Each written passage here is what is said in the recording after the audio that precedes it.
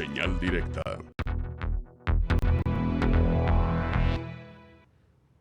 Continuamos en señal informativa. Vamos a la línea telefónica. Está David Gómez Álvarez con su colaboración de esta semana.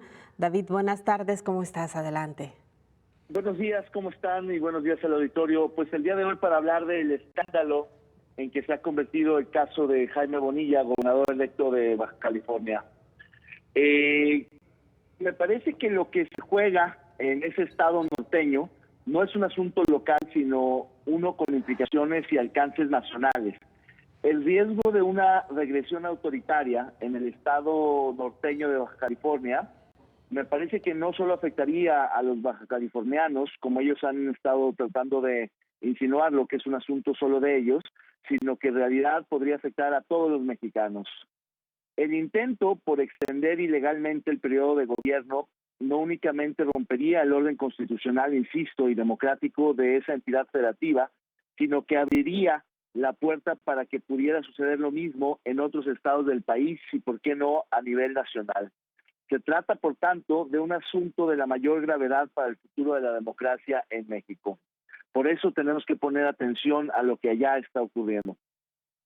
Todo comenzó cuando el entonces candidato de Morena a la gobernatura, Bonilla, le pareció poco tiempo un periodo de 2 años, aunque así ha aceptado la convocatoria. Y justamente porque en la convocatoria se establecía claramente un periodo que sería para 2 años, Bonilla cuestionó las reglas del juego a medio partido. No conforme, impugnó el periodo de gobierno ante el Tribunal Electoral Local de Baja California, que sospechosamente le dio la razón de forma momentánea. Sin embargo, tuvo que intervenir el Tribunal Electoral del Poder Judicial de la Federación para enmendar la plana a ese tribunal local que había sido torcido. Una vez habiendo ganado las elecciones a gobernador, Bonilla logró, mediante presiones, amenazas y compra de legisladores, que 21 de los 25 diputados que componen el Congreso local, de los 6 diferentes partidos políticos, reformaran la Constitución local para ampliar el periodo de gobierno a modo. El escándalo fue entonces que rápidamente se tornó nacional ante la complacencia del presidente López Obrador, que la dejó pasar en nombre de la supuesta y mal entendida autonomía de los estados, y por supuesto, frente a la complicidad de Morena, que intenta seguir justificando lo injustificable, apelando a que el pueblo quiere algo que no expresó en las urnas. Baja California pasó así de ser el estado donde se produjo la primera alternancia a nivel estatal, hay que recordar con el triunfo de Acción Nacional en 1989 con Rufo, a convertirse en la entidad que podría representar ese pasado autoritario que pensábamos que habíamos superado como país. Pues no. 3 décadas de elecciones ordinarias y básicamente sin sobresaltos desembocaron en una inesperada crisis constitucional que revela la fragilidad de las instituciones democráticas locales. Esto que le pasa a Baja California podría ocurrirle a cualquier otro estado. Y efectivamente, el electorado baja californiano votó por un gobierno distinto, produciendo una alternancia tras 5 gobiernos panistas consecutivos, los primeros muy buenos, los últimos fatales, pero con reglas claras para todos que ahora son desconocidas por algunos. Y lo que es insólito es la complicidad que vemos hoy de la clase política toda, de todos los partidos en Baja California. Empecinado, Bonilla realizó el domingo pasado un sondeo sin bases legales, ni representación social, ni el más mínimo rigor metodológico para justificar que el pueblo apoya la ampliación de su mandato, algo que, insisto, no logró en las urnas. Una supuesta consulta ciudadana para presionar al Congreso local que está por publicar de legal reforma constitucional. Y por si fuera poco, Sonia, el gobernador panista saliente también se ha prestado a la maniobra a cambio de impunidad, quiero suponer. Y pocas veces, insisto, hemos visto esta complicidad de todos los partidos en torno a una chicanada como es esta. Pese a todas las maniobras, Bonilla, la decisión final recaerá en la debilitada Suprema Corte de Justicia de la Nación. Si los ministros actúan, y esto es importante, de acuerdo a los precedentes de la propia Corte, la llamada ley Bonilla sería invalidada, tendría que ser invalidada. Pero si la presión política sobre los ministros logra cambiar la correlación de fuerzas, la reforma constitucional local entonces sería validada.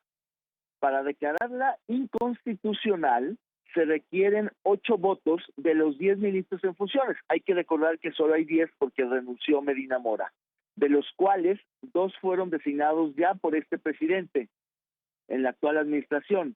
Esto significa que basta con que un solo ministro cambie su posición para que no se alcancen los 8 votos necesarios para frenarla. En efecto, la última instancia hoy también es la última esperanza para que la democracia, hoy acechada desde la esquina noreste del país, donde precisamente comenzó la alternancia democrática hace 3 décadas, no se ponga en riesgo ni ahí ni en el resto del país. Sobre los ministros de la Corte recaerá una decisión histórica. Ojalá estén a la altura de lo que les corresponde. Hasta aquí mi comentario, Sonia. David, lo que también habrá que esperar es qué tanto hay presiones hacia los ministros y la otra parte también sobre esto que mencionas, la importancia que tendría en la vida democrática del país, pero también como precedente, ¿no? Sin duda, yo creo que va a haber una presión fuerte sobre los ministros. Evidentemente se da por descontado que 2 van a votar en contra de los 10, insisto, la Corte está incompleta, y quedan 8. Entonces no es difícil que entre los 8 restantes puedan presionar, incluido Saldívar, el presidente de la Corte, que se ha mostrado inéditamente proclive y cercano al presidente López Obrador, criticando incluso a otros presidentes, como es el caso de Calderón, que fue quien lo impulsó a la Corte. Entonces realmente hoy que tenemos un poder judicial debilitado, que finalmente va a tener la última palabra, pues la presión sobre este poder es brutal. Y sí, López Obrador, aunque no se ha pronunciado claramente en torno a esto, lo ha dejado pasar. Es claro que está impulsando a Bonilla tras bambalinas, igual que su partido y su coalición gobernante. Y eso me parece que es una prueba de ácido respecto al compromiso democrático de López Obrador, que no está siendo claro, y eso es muy peligroso, porque en efecto, como lo reconocen sus propios correligionarios, Gómez Bruena y otros más, pues el hecho de que él permita la reelección o una reforma inconstitucional y el rompimiento del orden democrático en Baja California con uno de los suyos, pues eso abre la puerta a que después puedan ocurrir otras cosas. Claro, por ejemplo, ayer en el Senado se aprobó la famosa revocación de mandato, que es una especie de campaña disfrazada del presidente que va a hacer el próximo año, y algunos partidos de oposición que votaron a favor de esta figura, lo que dicen es que lograron en la letra chiquita de la legislación impedir la reelección de manera explícita y formal del presidente López Obrador.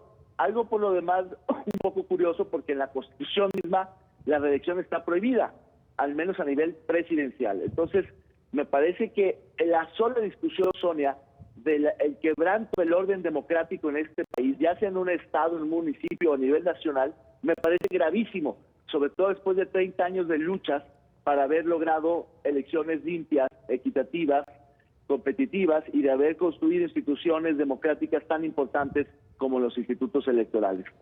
Claro, y también otra parte es qué tanto intervendrá el gobierno federal en esto que está sucediendo. Hasta ahora, pues la actitud del presidente ha sido bastante tibia. Sí, yo creo que el gobierno federal no va a meter las manos, la va a dejar pasar. Es una forma cómplice de no actuación, y me parece que en otros casos donde al parecer del presidente López Obrador o de su gente ha habido algún tipo de atropello democrático, lo ha denunciado rápidamente, ha acusado y señalado por nombre y apellido a otros que para su juicio han transgredido el orden democrático. Llama la atención que en este caso no sea así, y también llama la atención la contradicción en la que ha caído la Secretaría de Gobernación, donde por un lado el subsecretario de Gobierno ha tratado de justificar esta maniobra de maneras casi ridículas, y al mismo tiempo la secretaria, la titular de la Secretaría, Olga Sánchez Cordero, pues no lo ha condenado enérgicamente, pero se ha mostrado, digamos, inconforme con lo que ahí está ocurriendo. Entonces, me parece que incluso hay una esquizofrenia al interior del equipo de gobierno, en el sentido de que los más autocríticos, los más sensatos, desde luego que reconocen el atropello que está ocurriendo, pero los más oficialistas, los más aborazados, pues quieren continuar, porque para ellos en efecto 2 años les parecen pocos y el trámite de volver a presentarse en elecciones les parece un estorbo, porque finalmente ellos interpretan al pueblo a su favor y a su conveniencia. Claro que sí. David, muchas gracias, buen día. Al contrario, muchas gracias a ustedes y al auditorio. Hasta luego, buenos días. Gracias, David Gómez Álvarez. Nosotros hacemos una pausa, regresamos con